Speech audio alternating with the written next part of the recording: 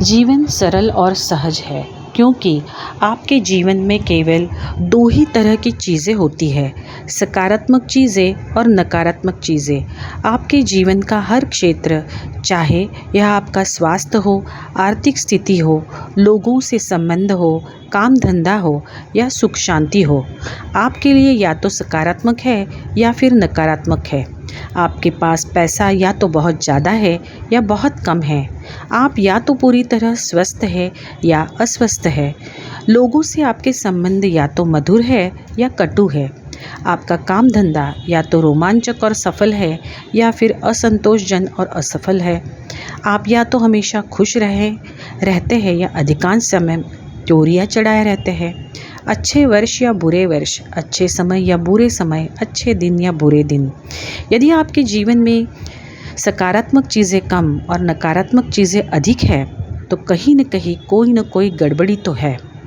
आपको यह बात मालूम होती है जब आप सुखी लोगों को मनचाही चीज़ों से भरे बेहतरीन जीवन का आनंद लेते देखते हैं तो आपके मन में भी विचार आता है कि आपको भी ऐसा ही जीवन जीने का हक है और आप सही सोचते हैं।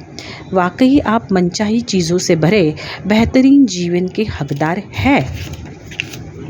बेहतरीन जीवन जीने वाले अधिकांश लोगों को यह मालूम ही नहीं होता कि इसे पाने के लिए उन्होंने क्या किया है, लेकिन उन्होंने कुछ तो किया ही था। सच तो यह है कि उन्होंने उस शक्ति का इस्तेमाल किया था जिसकी वजह से जीवन में हर अच्छी चीज़ मिलती है।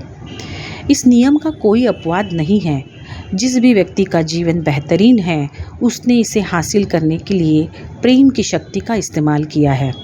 प्रेम ही वह शक्ति है जिसकी वजह से आपको जीवन की सभी सकारात्मक और अच्छी चीज़ें मिलती है।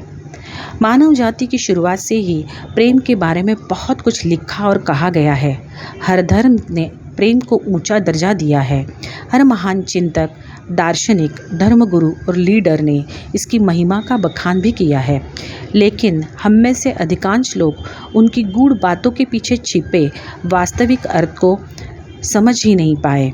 यह बात सच है कि उन्होंने अपने युग के लोगों को ध्यान में रखकर अपना संदेश दिया था, लेकिन वह संदेश अमर है और हर युग के लोगों पर लागू भी है। उनका संदेश आज भी संसार में सच है, प्रासंगिक है। प्रेम सचमुच सबसे बड़ी शक्ति है, क्योंकि जब आप प्रेम करते हैं तो आप ब्रह्मांड की महानतम शक्ति का इस्तेमाल कर रहे हैं। अदृश्य होने के बावजूद प्रेम भी वायु या जल जितना ही वास्तविक है। यह एक सक्रिय, जीवंत और गतिशील शक्ति है। समुद्र की तरह ही प्रेम भी लहरों और धाराओं में चलता है।